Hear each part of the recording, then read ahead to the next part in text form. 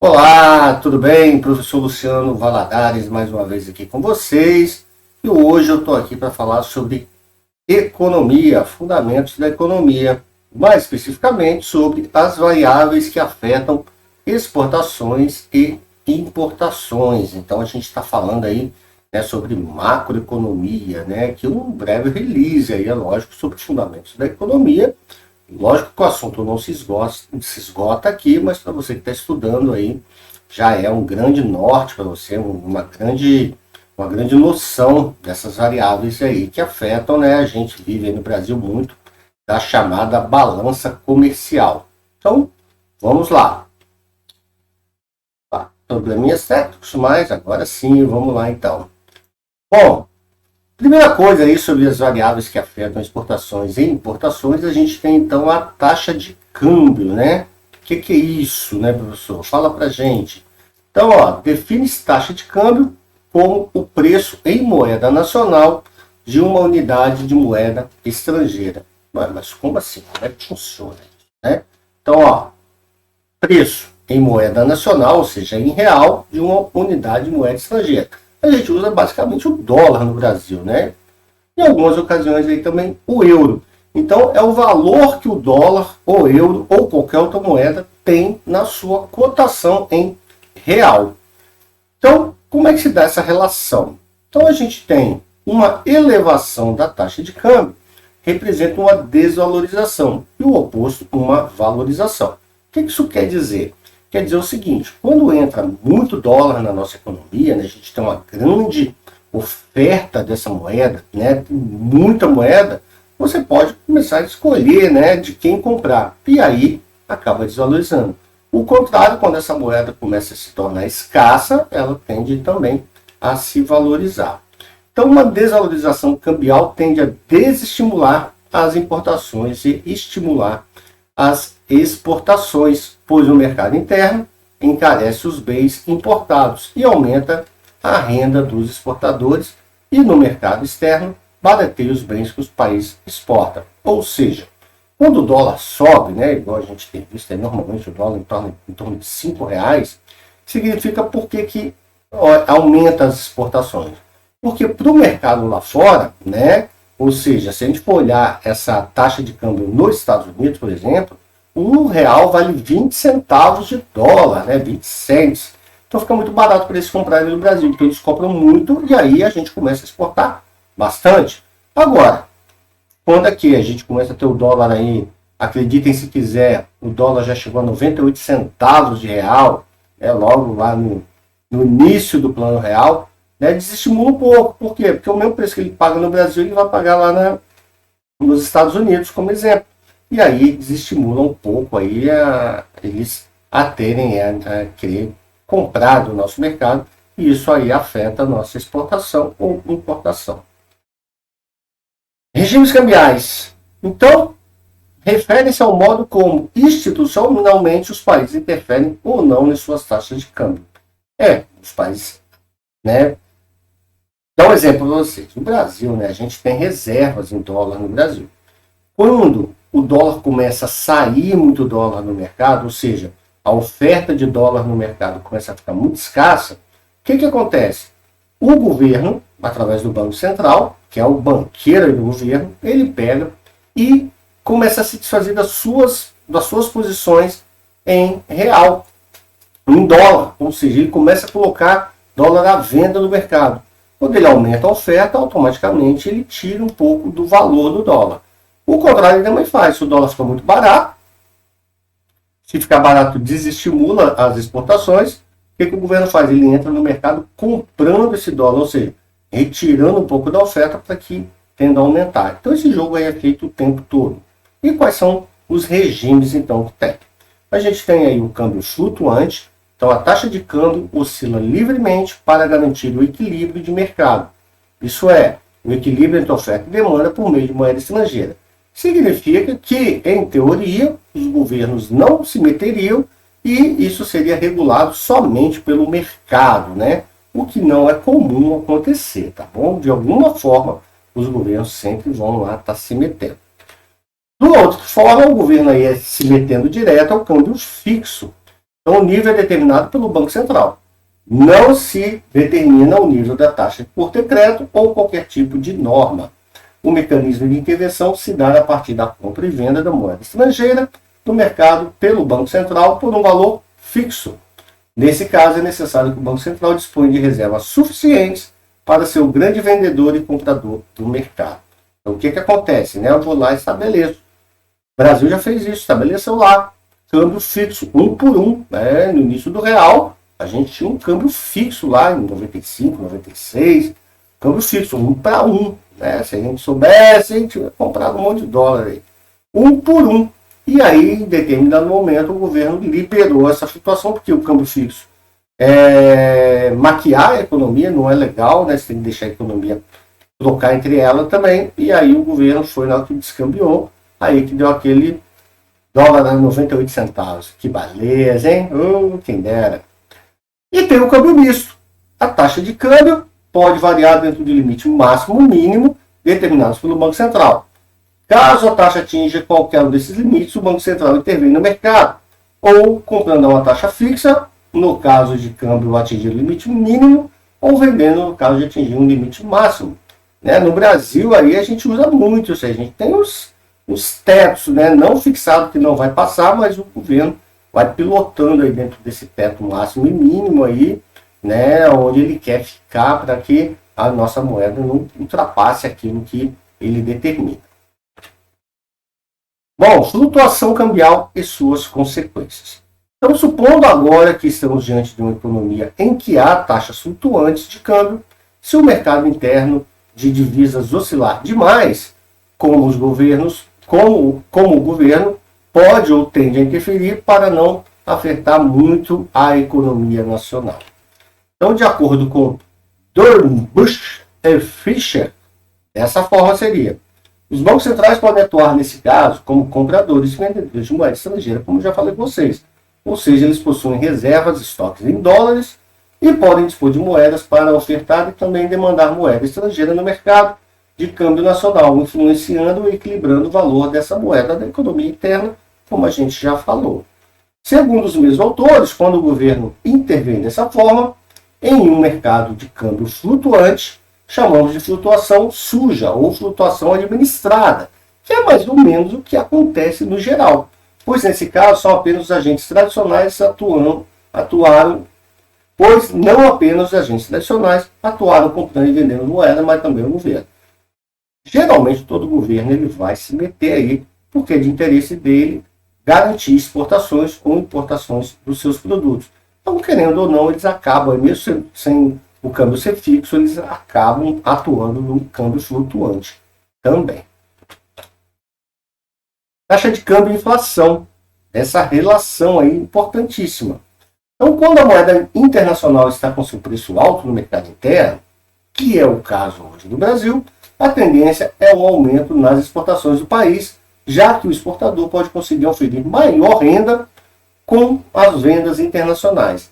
Mas será que isso vale a pena para todos os bens e serviços do país? Isso depende dos preços desses bens e serviços em dólares em relação aos preços e câmbios internacionais. Então, tem um problema ainda, Você não pode exportar toda a sua produção, senão o mercado interno fica desabastecido. E aí? Como é que faz? Você vai gerar uma grande inflação dentro do país se você exportar tudo. Você não vai ter oferta para dentro.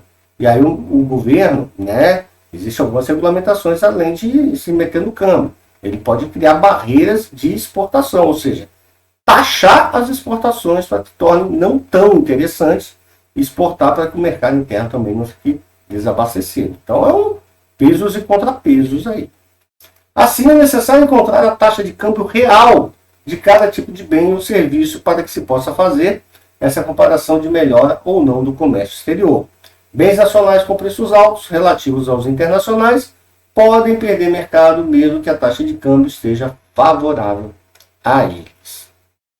Vamos ao exemplo, então, dessa flutuação cambial e suas consequências. Então, a gente tem um exemplo de depreciação cambial com inflação.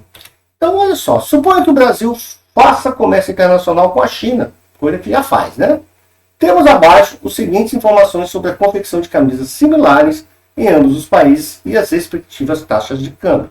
Então a gente tem a taxa de câmbio na China, 1 dólar igual a 2 renminbi. Taxa de câmbio no Brasil, 1 dólar igual a 3 reais.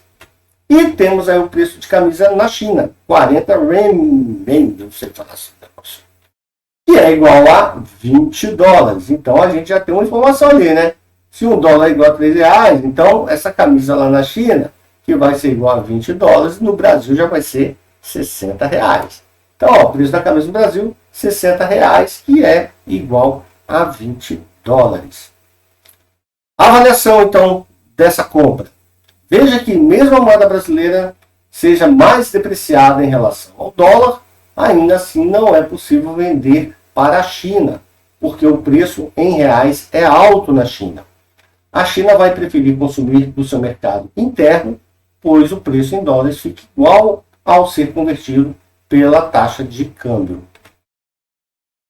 Uma saída para os exportadores brasileiros seria tentar baixar seus custos para vender em maior quantidades a um preço menor. Nesse caso, por exemplo, se a camisa custa R$ 54, o país poderá vender a mesma a 18 dólares, o que compensará para a China comprar do Brasil, conforme Durbush Fisher, 2009.